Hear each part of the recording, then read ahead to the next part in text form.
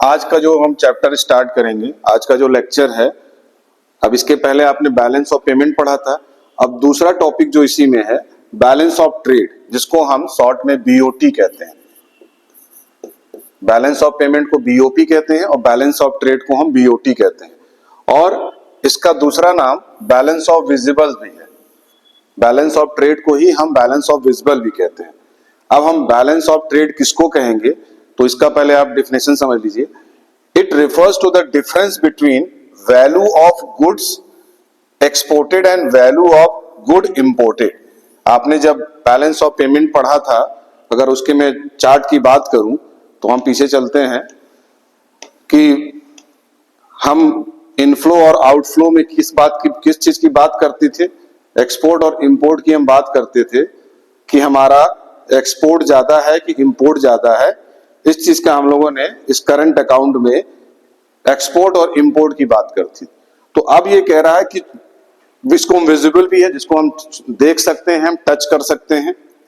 तो कह रहा है कि जो वैल्यू ऑफ एक्सपोर्ट और इंपोर्ट की जो वैल्यू है, तो और दोनों के बीच का डिफरेंस, जैसे आप समझिए कि एक्सपोर्ट 100 रुपीज हुआ और इंपोर्ट 250 हुआ, तो ये दोनों क्या है, किस रूप में एक्सप्रेस कर रहे हैं? इसको एक्सप्रेस कर रहे हैं वैल्यू के रूप में। तो हमारी जो ये दोनों की डिफरेंस, यानी कि 100 हमारा पैसा आया और 250 पैसा हमारा गया, यानी inflow is 100 and outflow is 250। तो ये दोनों क्या है, जो दोनों का डिफरेंस हम निकालेंगे तो हमारा कितना आएगा, करीब इसमें से 150 माइनस 150। तो माइनस 150 हमारा पैसा क्या है, हम लॉस में, हमारा पैसा गया ज्यादा आया कम। तो यही दोनों एक्सपोर्ट और इंपोर्ट की वैल्यू का जो डिफरेंस है वही आपको बीओपी है, यानी कि बैलेंस ऑफ बीओटी है, बैलेंस ऑफ ट्रेड। हम जो ट्रेड कर रहे हैं दोनों के बीच का बैलेंस क्या है, इसी चीज को बीओटी में कहा गया है कि it is balance of visible कहेंगे, जिसको हम देख सकते हैं, हम टच कर सकते हैं। तो उसी को कहा गया कि it refers to the difference between value of good exported and value of good imported. जो गुड्स हमारा एक्सपोर्ट हुआ और जो गुड्स हमारा इंपोर्ट हुआ, दोनों की जो वैल्यू है, उन दोनों के बीच को डिफरेंस को ही हम बैलेंस ऑफ ट्रेड कहते हैं, या हम बैलेंस ऑफ विजिबल भी कहते हैं। तो देखिए इसका फॉर्मूला है BOT is equal to export X of goods means export of goods minus M of good यानी इंपोर्ट ऑफ गुड्स। दोनों को जब हम M फॉर इंपोर्ट और X फॉर एक्सपोर्ट, ये दोनों को जब हम माइनस करते हैं तो वही हमारा बैलेंस ऑफ ट्रेड है। अब बैलेंस ऑफ ट्रेड कितने तरह के होते हैं, तो देखिए मैंने इसको स्टार से मार्क किया है कि 3 तरह के बैलेंस ऑफ ट्रेड को आपको पढ़ना है। एक बैलेंस ऑफ ट्रेड को कहते हैं surplus BOT balance of trade, दूसरा कहते हैं इक्विलिब्रियम बैलेंस ऑफ ट्रेड, और तीसरा कहते हैं डेफिसिट बैलेंस ऑफ ट्रेड, जैसे आपने अभी बीओपी में भी पढ़ा। तो यहां पे हम 3 तरह के हम बीओटी को पढ़ते हैं।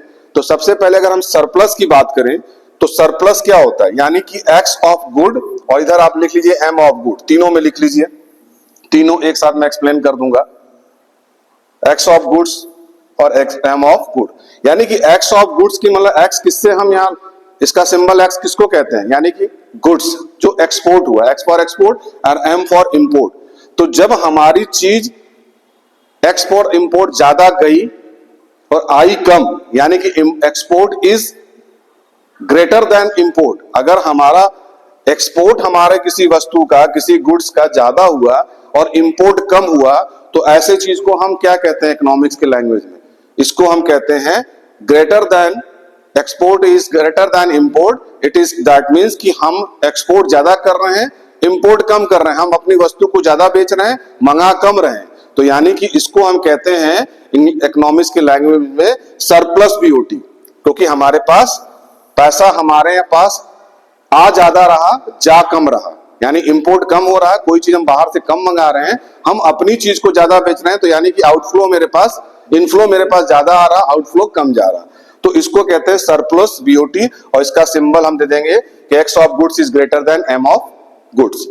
दूसरा, हम जब इक्विलिब्रियम किसको कहते हैं, जब बराबर होता है, जितना मेरा एक्सपोर्ट हुआ उतना ही मेरा इंपोर्ट भी हुआ, जितना इनफ्लो हुआ उतना ही मेरा आउटफ्लो भी हुआ। तो जब दोनों चीजें बराबर होती है तो उसको इंग्लिश इकोनॉमिक्स की लैंग्वेज में हम क्या कहते हैं, इक्विलिब्रियम, यानी कि equilibrium of BOT, balance of trade.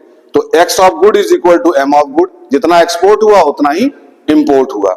तीसरा, जब हमारा एक्सपोर्ट ऑफ यानी X of goods is less than, यानी कि एक्सपोर्ट हमारा कम हुआ, इंपोर्ट ज्यादा हुआ, यानी हम बाहर से ज्यादा पैसा मंगा रहे हैं, से वस्तु मंगा रहे हैं, तो हमारा पैसा आउटफ्लो ज्यादा गया, यानी कि एक्सपोर्ट कम हुआ और इंपोर्ट ज्यादा हो रहा।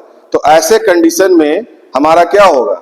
आपने बीओपी में क्या पढ़ा था कि हमारा टोटल खर्चा यानी कि इनफ्लो और आउटफ्लो वहां भी पढ़ा आपने, लेकिन वहां क्या हो रहा है कि आपकी एक्सपेंडिचर कम है, रेवेन्यू कम है, एक्सपेंडिचर ज्यादा है, तो आप डेफिसिट में होते हैं। इसी तरह बैलेंस ऑफ ट्रेड में जब आपका एक्सपोर्ट कम होगा, इंपोर्ट ज्यादा होगा, तो क्या होगा कि आप डेफिसिट की स्थिति में होंगे। तो यानी कि X of goods is less than M of good, यानी कि एक्सपोर्ट कम हुआ और इंपोर्ट ज्यादा हो रहा, तो ऐसे कंडीशन को बीओटी में हम डेफिसिट बीओटी कहते हैं। तो देखिए 3 चीज हो गया, सरप्लस बीओटी, इक्विलिब्रियम बीओटी और डेफिसिट बीओटी। अब हमारी डेफिसिट बीओटी को बैलेंस करना पड़ेगा यहाँ पे भी। तो पहले तो हम दोनों के एक डिफरेंस पढ़ लें कि अब आप जानिए कि बीओपी और बीओटी में अंतर क्या है। ये दोनों को एक टेबुलर फॉर्म में बना के इसको डिफरेंशिएट आप बताएंगे। तो पहले आप मीनिंग लिखेंगे। मैंने बीओपी में किसको कहा कि जो भी हमारा स्टेटमेंट ट्रांजैक्शन हमारी कंट्री से दूसरे कंट्री का होता है और जिसके रिकॉर्ड को रखा जाता है मनी के रूप में, गुड्स के रूप में और इन्वेस्टमेंट के रूप में, जो भी हमारी चीजें करी जाती है वो हमारा बैलेंस ऑफ पेमेंट है। और जो दोनों गुड्स की वैल्यू के डिफरेंस की बात करता है एक्सपोर्ट और इंपोर्ट के, उसको हम बैलेंस ऑफ ट्रेड कहते हैं। तो देखिए बैलेंस ऑफ पेमेंट में it is a systematic record of all economic transaction, जितने भी इकोनॉमिक ट्रांजैक्शन है between residence of one country with the rest of the world. अपने देश से दूसरे देश का जो भी हमारा ट्रांजैक्शन हो रहा, उसका जो रिकॉर्ड, उसका जो स्टेटमेंट रखा जाता है, उसी को हम बैलेंस ऑफ पेमेंट कहते हैं। और यहां देखिए it refers to the difference between the value of good exported and value of goods imported. जो भी हमारा गुड्स एक्सपोर्ट हुआ और जो भी हमारा गुड्स इंपोर्ट हुआ, दोनों की वैल्यू के डिफरेंस को ही हम बीओटी में पढ़ते हैं, बैलेंस ऑफ ट्रेड में। दूसरा अगर डिफरेंस बताएंगे तो कंपोनेंट्स को ले लेंगे कि हमारा बीओपी में क्या क्या कंपोनेंट्स आपने पढ़ा पहले चैप्टर में, मतलब इसके पहले लेक्चर में, कि बीओपी में क्या क्या इंक्लूड होता है। विजिबल आइटम यानी कि एक्सपोर्ट और इंपोर्ट, जिसको आप देख सकते हैं। इनविजिबल आइटम जैसे आपकी सर्विसेज, बैंकिंग है, इंश्योरेंस है, ट्रांसपोर्टेशन है, ये सारी चीजें जो दिखती नहीं है लेकिन सर्विस हो रही है, तो ऐसे चीज को हम बीओपी में ऐड करते हैं, इंक्लूड करते हैं। यूनिलैटरल ट्रांसफर, जो भी आप अपनी गिफ्ट की चीजें भेज रहे हैं, वहां बाहर से जो चीजें आ रही हैं तो वो दोनों चीजें होंगी, यूनिलैटरल ट्रांसफर। और कैपिटल ट्रांजैक्शन, कोई चीज हमने अपना वहां इन्वेस्ट किया एज ए इन्वेस्टमेंट के उससे, और कोई चीज हमने बेच दी, तो दोनों चीजें हुआ उसमें। तो इन्वेस्टमेंट, कैपिटल का ट्रांजैक्शन एंड इन्वेस्टमेंट इनकम, ये सारी चीजें आपको बैलेंस ऑफ पेमेंट में आप पढ़ते हैं। लेकिन बीओटी में इंक्लूड्स ओनली विजिबल आइटम, इसका ध्यान रखिएगा कि बीओटी में केवल हम विजिबल आइटम यानी एक्सपोर्ट और इंपोर्ट की ही डिफरेंस की बात कर रहे हैं, और यहाँ इनविजिबल की बात नहीं, यानी कि यहाँ पे सर्विस की बात नहीं हो रही, केवल विजिबल जो गुड्स एक्सपोर्ट और इंपोर्ट हो रहा, जिसको हम देख सकते हैं और जिसको हम टच कर सकते हैं। ठीक है। तीसरा चीज capital transaction, it records capital transaction. BOP में क्या करता है, हम कैपिटल ट्रांजैक्शन को भी रिकॉर्ड रखते हैं, लेकिन बीओटी में it does not record capital, यहां कोई कैपिटल ट्रांजैक्शन की कोई बात नहीं है। तो ये तीसरा डिफरेंस ये हो गया।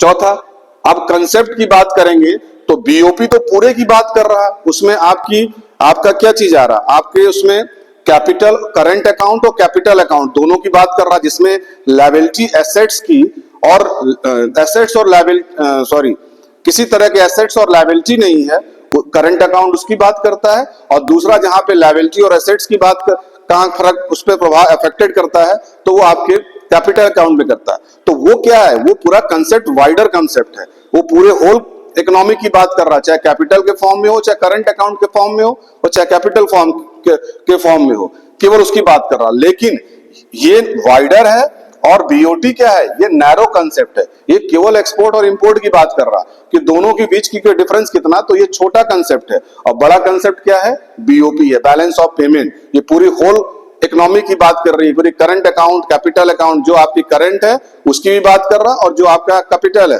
जो कैपिटल का इन्वेस्टमेंट है, जो भी आप उसमें कर रहे हैं, वो सारी चीजें बैलेंस ऑफ पेमेंट में आएगा। लेकिन बैलेंस ऑफ ट्रेड में केवल एक्सपोर्ट और इंपोर्ट की बात कर रहा है, तो इसको हम कहते हैं कि it is a narrow concept and it is a wider concept. ये क्लियर हो गया? तो इसको आप, और सेटलमेंट, ये बहुत इंपॉर्टेंट क्वेश्चन आता है एमसीक्यू में कि कैसा सेटलमेंट है, किस तरह का सेटलमेंट है। तो बीओपी जो है, जिसको हम अनफेवरेबल भी कहते हैं। क्यों कहते हैं अनफेवरेबल? कि जब आप उसका एक्चुअल, जब गवर्नमेंट देखती है कि मेरा करंट अकाउंट का क्या क्या सिचुएशन है और कैपिटल अकाउंट का क्या सिचुएशन है, तो उसमें क्या इनफ्लो और आउटपुट की क्या स्थिति है कि हमारी चीजें ज्यादा रही हैं, मतलब हमारा आउटफ्लो ज्यादा है, इनफ्लो कम है, आ कम रहा ज्यादा, तो सिचुएशन है कि डिसबैलेंस है, यानी कि उसकी भरपाई करनी है। तो 2100 और 2500 का जो कंसेप्ट हमने बताया था, तो 2100 रुपीज आ रहा है और 2500 रुपीज जा रहा, तो यानी कि 400 रुपए की क्या है, कमी है। तो 400 की कमी को हम क्या कहेंगे, वो हमारा अनफेवरेबल है, हमारे फेवर में नहीं है, वो अनफेवरेबल है। और इसकी कवर कैसे किया सकता है? क्या इसका कवर बीओटी कर पाएगा? बैलेंस ऑफ ट्रेड केवल कर देगा? तो इसमें लिखा जाता है कि unfavourable BOT can not be met by BOT, but unfavourable BOT can be met by BOT. आप एग्जांपल ऐसे समझिए कि पूरा मेरा शरीर है, और अगर मेरे शरीर का पूरी शरीर हमारी डैमेज है और एक उंगली हमारी सही है, तो क्या इसको कवर किया सकता है? नहीं किया सकता है। अब अगर मान लीजिए हमारा पूरा शरीर सही है, केवल एक उंगली केवल हमारी है जिसको डैमेज है, तो ये इससे तो रिकवरी हो सकती है। इससे एक उंगली की खराब होने से पूरी शरीर तो खराब नहीं है। तो इस तरह से इसको समझिए कि अनफेवरेबल जो बीओटी क्या है, बीओपी पूरा है। जैसे आप ऐसे समझिए, एक केक ले लीजिए, ये केक है, और केक के ऊपर, ये केक है जो, ये पूरा क्या है, बीओपी है, और इसके ऊपर एक चेरी लगा दिया गया, ये आपका बीओटी है। इसको वैसे समझिए। अब आप इसको समझिए कि अगर मान लीजिए कि एक केवल चेरी सही है लेकिन केक पूरा सड़ा मिल गया, तो क्या एक चेरी को खा जाने से आपको क्या ये पूरा चीजें सही हो जाएंगी? एक केवल चेरी सही है, तो क्या इससे, इसके टेस्ट पे, या इसको आप, ये खराब हो गया तो क्या इसकी रिकवरी कर देगी? लेकिन अगर मान लीजिए पूरा केक सही है, केवल एक चेरी गड़बड़ है, तो इसको तो रिकवरी, इसके तो पूरा नहीं माना जा सकता है। तो यानी कि पूरा केक हमारा सही है, केवल एक चेरी गड़बड़ है, तो उसको तो कंसीडर किया सकता है। जैसे unfavourable BOT can be met by BOP, अगर ये खराब है तो बाकी को कंसीडर किया सकता है। बाकी केक तो सही है ना, पूरा केक सही है, लेकिन यहाँ पे पता चला कि पूरा बीओपी ही, यानी पूरा केक ही गड़बड़ है और केवल एक चेरी सही है, तो इसको कंसीडर नहीं किया सकता। तो यही कह रहा है कि अनफेवरेबल बीओपी, यानी कि अनफेवरेबल अगर बैलेंस ऑफ पेमेंट है, तो उसको बीओटी जो है can not be met by BOT. लेकिन अगर अनफेवरेबल बीओटी है, अगर मान लीजिए, केवल ऐसे समझिए कि मान लीजिए एक्सपोर्ट और इंपोर्ट करने में हमारा माइनस जा रहा है, -150, तो इससे क्या हमारी पूरी बैलेंस ऑफ पेमेंट का सिस्टम गड़बड़ हो जाएगा? नहीं, क्योंकि उसके आगे और भी चांसेस है भाई। बैलेंस जो, ये तो विजिबल की केवल बात होगी, उसके बाद हमारी चीजें इनविजिबल भी है। सर्विस में हो सकता है कि हम सर्विस में मेरा इनफ्लो ज्यादा आ रहा, आउटफ्लो कम जा रहा है, तो उससे रिकवरी। इन्वेस्टमेंट में हो सकता है हमारा इन्वेस्टमेंट, हमने कोई चीज इन्वेस्टमेंट किया, उससे मेरी ज्यादा रिकवरी हो रही है, उसका जो पेमेंट आ रहा, तो अभी उसमें चांसेस हमारे क्या है, रिकवरी। तो इसमें ऐसा नहीं कर सकते कि केवल अगर बीओटी गड़बड़ हो गई तो पूरा चीजें गड़बड़ हो गई।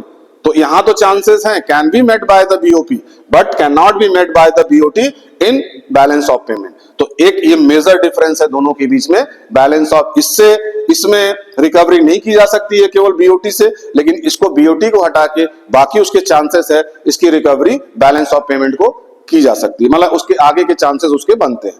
तो ये 4-5 जो मैंने डिफरेंस बताया, इसको आप अगर लिखने को आता है तो आप इसको टेबुलर फॉर्म में इसको लिखेंगे। दूसरा कंसेप्ट आता है components of current account of BOP, जो आपने पूरा चार्ट बनाया था अभी, जिसमें आप करंट अकाउंट की बात किए थे और हमने कैपिटल अकाउंट की बात की थी, ये पूरा है। अब इसको बाइफरकेट करके 3 नंबर में केवल ये पूछ देगा कि कंपोनेंट्स ऑफ करंट अकाउंट। ये देखिए, जो आपने यहाँ पे सीधे वहीं से आप इस चीज को लिख सकते हैं।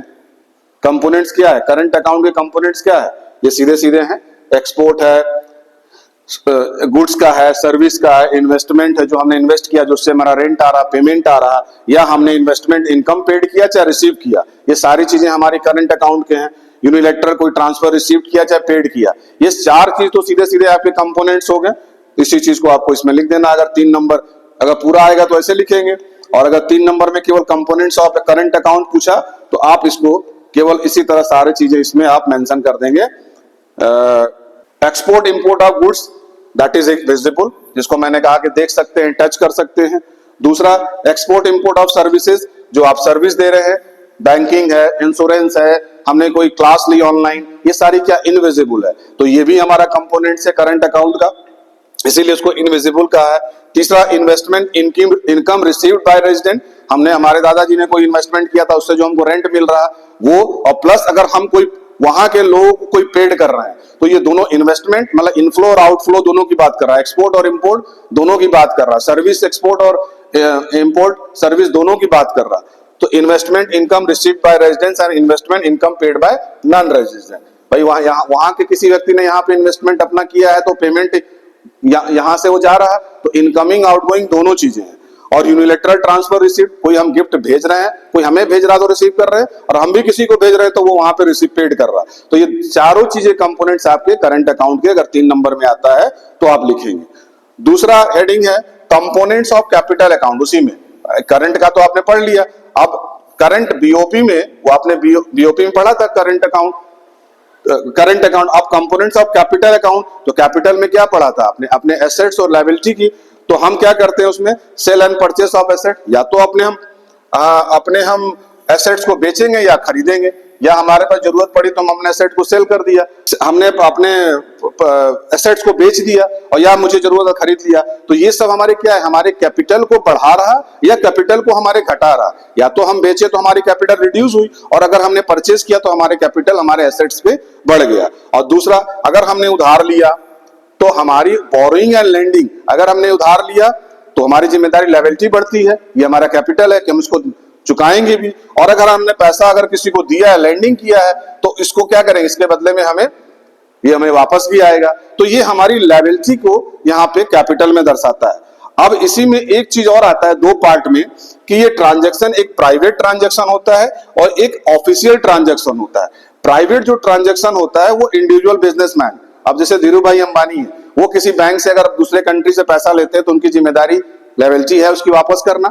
अगर उन्होंने अपने एसेट्स को बेच दिया या एसेट्स को वहां से खरीद लिया तो ये प्राइवेट ट्रांजैक्शन होता है, इसको 2 पार्ट में बांटा गया है। और एक ऑफिशियली जो होता है, जो गवर्नमेंट करती है, उसको हम ऑफिशियल ट्रांजैक्शन कहते हैं, और जो इंडिविजुअल जो प्राइवेट लोग अपना ट्रांजैक्शन करते हैं एज एसेट्स के रूप में या लायबिलिटी के रूप में, अगर हमको पैसा चाहिए तो हमने दूसरे कंट्री से पैसा लिया, वो हमारी लायबिलिटी है, या हमने किसी को दिया, और अगर हमने एसेट्स को बेचा या खरीदा, तो एक तो प्राइवेट ट्रांजैक्शन हुआ जहां इंडिविजुअल बिजनेस के लिए हम कर रहे हैं, और एक गवर्नमेंट ट्रांजैक्शन करती है जिसको हम ऑफिशियल ट्रांजैक्शन कहते हैं। दोस ट्रांजैक्शन व्हिच अफेक्ट एसेट्स और लायबिलिटी बाय गवर्नमेंट और इट्स एजेंसी, गवर्नमेंट और या एजेंसी गवर्नमेंट की जो है वो अगर किसी एसेट्स को बेचती है और खरीदती है, उसको हम ऑफिशियली ट्रांजैक्शन कहते हैं। तीसरा इसमें एक करते हैं इन्वेस्टमेंट में, 2 तरह की इन्वेस्टमेंट आता है, एक डायरेक्ट इन्वेस्टमेंट है और एक होता है पोर्टफोलियो इन्वेस्टमेंट। अब दोनों में समझिए कि इन्वेस्टमेंट भी 2 तरह का क्या हो गया, इन्वेस्टमेंट तो इन्वेस्टमेंट है, जैसे आपने कोई प्रॉपर्टी खरीदी या वहां के किसी व्यक्ति ने, फॉरेन कंट्री का व्यक्ति हमारे यहाँ कोई प्रॉपर्टी खरीदा, तो ये क्या है, एक डायरेक्ट इन्वेस्टमेंट है, और इस पे एक अधिकार है मालिक के रूप में। वो मेरा घर है, हमने इन्वेस्ट किया है, तो हम जब चाहे तो कह सकते हैं कि मेरा घर खाली करो, ये मेरी प्रॉपर्टी है। तो ये तो हो गया डायरेक्ट इन्वेस्टमेंट, जिसपे कि हमारी पूरी कंट्रोल है, हमारा नियंत्रण है। लेकिन पोर्टफोलियो जो इन्वेस्टमेंट होता है, पोर्टफोलियो इन्वेस्टमेंट जैसे हमने कोई एसेट्स खरीदा, कोई हमने शेयर खरीदा, तो वो शेयर जो है वो हमारा उस पर डायरेक्ट कंट्रोल नहीं होता है। ऐसा नहीं है कि किसी ने फॉरेन के कंट्री ने अपना पैसा इन्वेस्ट किया शेयर के रूप में, तो आके उसकी पूरी चीज वो उसकी नहीं हो गई, उसने एक शेयर खरीदा है, यानी कि it means acquiring on an assets, acquire तो एसेट्स के रूप में किया, अपना पैसा उसमें इन्वेस्ट किया है, but having no control over it, उसकी उस पर कोई कंट्रोल नहीं है। जैसे परचेज ऑफ शेयर, शेयर आपने खरीदा है, अगर शेयर बढ़ेगा तो उसका आपको लाभ मिलेगा, शेयर घटेगा तो उसका लॉस होगा, लेकिन आपका उसमें कंट्रोल नहीं है कि आप जाके पूरे बिल्डिंग को, पूरे मॉल को खाली करा देंगे। कोई बाहर की कोई ब्रांडेड कंपनी है, उसने अपना पैसा शेयर में लगाया है, तो आके उसका पूरा मालिकाना हक नहीं हो गया। लेकिन अगर हमने कोई इन्वेस्टमेंट किया है, कोई लैंड लिया, कोई एसेट्स खरीदा जो डायरेक्ट के रूप में, तो वो मेरा उस पर कंट्रोल है। तो ऐसे इन्वेस्टमेंट दो तरह के होते हैं। एक डायरेक्ट इन्वेस्टमेंट होता है जिसकी प्रॉपर्टी पे टोटली कंट्रोल होता है, और एक इनडायरेक्ट यानी कि जिसको कहें पोर्टफोलियो कहते हैं इकोनॉमिक के लैंग्वेज में, एक पोर्टफोलियो इन्वेस्टमेंट होता है जिसमें एसेट्स तो आपने एसेट्स के रूप में ही आपने इन्वेस्ट किया, लेकिन वो जो है वो उस पर कंट्रोल आपका नहीं होगा, वो केवल एज ए पेपर है, उसके मार्केट के रेट पे बढ़ने पे घटने पे आपको उसका लाभ मिलेगा, टोटल पूरे एरिया पे आपको उस पर कंट्रोल नहीं है। तो उससे से एग्जांपल है परचेज ऑफ शेयर। तो ऐसे दो तरह के इन्वेस्टमेंट होते हैं जो आपके कैपिटल अकाउंट में आप पढ़ेंगे। कंपोनेंट जो है कैपिटल, एक तो डायरेक्ट इन्वेस्टमेंट जिसमें निवेश कर रहे हैं, और दूसरा निवेश आप जो कर रहे हैं एज ए पोर्टफोलियो के रूप में। तो ये दो तरह का इन्वेस्टमेंट जो है करंट अकाउंट का कंपोनेंट्स है। तो ये चार आपके कंपोनेंट्स हो गए। तो जब भी आपको 3-3 नंबर में पूछा जा सकता है एग्जाम में कि write down the components of current account and write down the components of capital account. तो करंट अकाउंट में आप सीधे वही लिखेंगे, चारों चीजें, export, import, goods, services, investment, unilateral transfer, ये सारी चीजें आपके कंपोनेंट्स हो गए उनके, दोनों चीज का, इनफ्लो और आउटफ्लो का। और कैपिटल की बात करेंगे तो कैपिटल में जो हमारा इन्वेस्टमेंट है, एक तो पहला तो आपका सेल एंड परचेज, जिसमें कहते हैं private sale and purchase of assets, borrowing and lending, जिसमें प्राइवेट ट्रांजैक्शन और ऑफिशियल ट्रांजैक्शन। प्राइवेट ट्रांजैक्शन जहां पे प्राइवेट लोग अपने बिजनेस के पर्पज से जो चीज इन्वेस्टमेंट कर रहे हैं, तो वो एक प्राइवेट ट्रांजैक्शन है। और गवर्नमेंट जो अपने एसेट्स को बेच रही है, खरीद रही है, सेल्स एंड परचेज, तो वो गवर्नमेंट के ट्रांजैक्शन है। ये दो चीजें। और तीसरा इन्वेस्टमेंट के रूप में कैपिटल उसमें कंपोनेंट्स में, तो उसमें आपके डायरेक्ट इन्वेस्टमेंट जिसमें निवेश आप कर रहे हैं, जिसको आप कोई बिल्डिंग खरीदे, कोई घर खरीदे, किसी चीज में आपने इन्वेस्ट किया पैसा, तो वो डायरेक्टली है जिसमें आपका पूरा कंट्रोल होता है। और जो आपके पोर्टफोलियो इन्वेस्टमेंट है, इसमें आपका डायरेक्ट कंट्रोल नहीं उस पर होता है, आपका इन्वेस्टमेंट यहां भी है, इन्वेस्टमेंट वहां भी है, लेकिन एक में आपका पूरी तरह से नियंत्रण है, लेकिन दूसरे पे है कि आप केवल उस शेयर के मालिक है, यानी कि जो आपने इन्वेस्टमेंट शेयर कोई खरीदा, बॉन्ड खरीदा, उसके हैं, तो उस पर पूरा एकाधिकार यानी कंट्रोल पूरा नहीं होता है। तो उसको हम ऐसे इन्वेस्टमेंट को हम पोर्टफोलियो इन्वेस्टमेंट कहते हैं। अब एक किसमें आएगा क्या, इसमें टेबुलर फॉर्म में, कि करंट अकाउंट और कैपिटल अकाउंट बीओपी में, इन दोनों के डिफरेंस आप को मेंशन करिए, लिखिए। 3 नंबर में ये भी आ सकता है।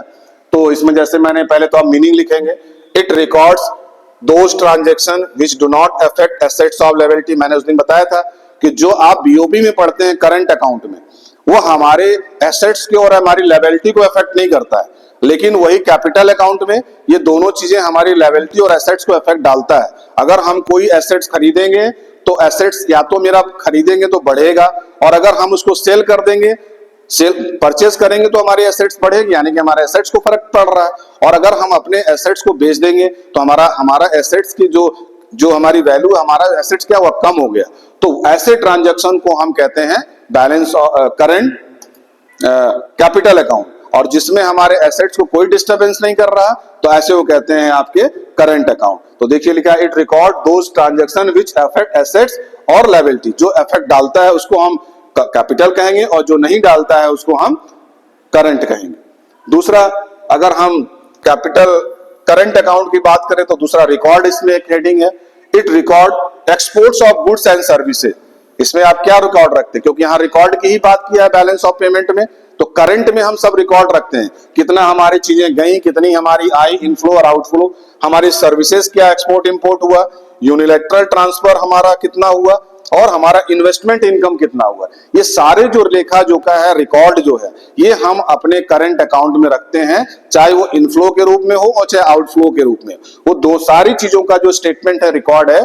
तो रिकॉर्ड मेंटेन जो होता है हमारे बीओपी में, इन सारे करंट अकाउंट में होता है, बीओपी के करंट अकाउंट में, ये सारी चीजों को।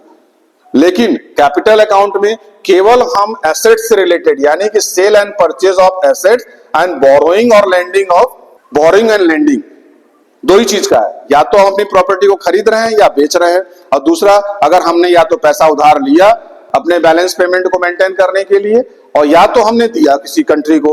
तो ये सारी चीजें जो आप इसमें स्टडी करेंगे, आप इसको कैपिटल अकाउंट में रखेंगे, रिकॉर्ड इसमें कैपिटल अकाउंट के रिकॉर्ड में मेंशन होगा। और बाकी जितनी सर्विसेज हैं, एक्सपोर्ट हैं गुड्स के, आपका ट्रांजैक्शन, आपके यूनिलैटरल ट्रांसफर है या इन्वेस्टमेंट है, किसी तरह का इन्वेस्टमेंट, तो वो सारी चीजें आपकी करंट अकाउंट में आएगा। कंसेप्ट कैसा है? जो करंट अकाउंट का है, ये फ्लो कंसेप्ट है, और ये क्या स्टॉक कंसेप्ट है। हमारा आज के डेट में हमारे पास क्या है एसेट्स के रूप में, और मेरी देनदारी कितनी है। तो ये आपने स्टॉक और फ्लो पे पढ़ा था आपने नेशनल इनकम में। तो ये अगर हमारे यहां से क्या आ रहा हो जा रहा है, या इनकमिंग और आउटगोइंग, तो ये किस तरह का कंसेप्ट है? ये फ्लो कंसेप्ट है। और जो चीज हमारी संपत्ति को बढ़ा रहा हो या घटा रहा है, तो ये हमारा आज के डेट में आपसे पूछा जाए कि एक्चुअल अभी पोजीशन क्या है, वो तुरंत बता देगा। लेकिन अगर आपसे पूछा जाए कि पैसा कितना, तो ये एक साल के अंदर का बताएंगे कि कितना हमारा फ्लो हुआ, इनफ्लो हुआ और कितना आउटफ्लो हुआ। तो ये पूरे साल का जो है। लेकिन स्टॉक में क्या हुआ कि अगर प्रॉपर्टी पे, तो आज के डेट पे हमारी पास क्या स्थिति है, हमारी प्रॉपर्टी कितनी है और कितनी सेल हो गई, हमारी आज की डेट में कितनी उधारी देनी है और कितनी हमको हमें जरूरत है। तो ये स्टॉक कंसेप्ट है और ये आपका फ्लो कंसेप्ट है। तो जो आपका करंट अकाउंट है वो फ्लो कंसेप्ट है, और कैपिटल अकाउंट जो होता है वो आपका स्टॉक कंसेप्ट है। और लास्ट जो इसमें जो डिफरेंस है, कंपोनेंट्स क्या है, तो कंपोनेंट्स आपने पढ़ा BOT and BOI, balance of invisible. और इसमें क्या आपने पढ़ा करंट अकाउंट में कि प्राइवेट ट्रांजैक्शन, जो प्राइवेट बिजनेस के वजह से लोगों ने करते हैं, दूसरा ऑफिशियल ट्रांजैक्शन, गवर्नमेंट जिसमें जो ट्रांजैक्शन करती है, डायरेक्ट इन्वेस्टमेंट में दो इन्वेस्टमेंट आपने पढ़ा, portfolio and investment, portfolio investment और डायरेक्ट इन्वेस्टमेंट। डायरेक्ट इन्वेस्टमेंट के जिसमें कि आप कोई एसेट्स खरीद रहे हैं, और पोर्टफोलियो इन्वेस्टमेंट जिसमें आप शेयर और बॉन्ड के रूप में खरीदें, जहां पे आपकी कंट्रोल पूरा उस पे नहीं है, लेकिन डायरेक्ट इन्वेस्टमेंट में आपका पूरा कंट्रोल है। तो ये दो चीजें डिफरेंस आपकी करंट कंपोनेंट्स और कैपिटल के बीच में, मतलब current account of BOP and capital account of BOP. तो इस तरह का डिफरेंस लिखने को आएगा, तो आप इसमें इस तरह की चीजें मेंशन करेंगे। अब दूसरा टॉपिक जो है हम नेक्स्ट क्लास में स्टार्ट करेंगे। आज इतना ही। नेक्स्ट क्लास में हम स्टार्ट करेंगे ऑटोनोमस एंड अकोमोडेटिंग आइटम क्या होता है बीओपी में।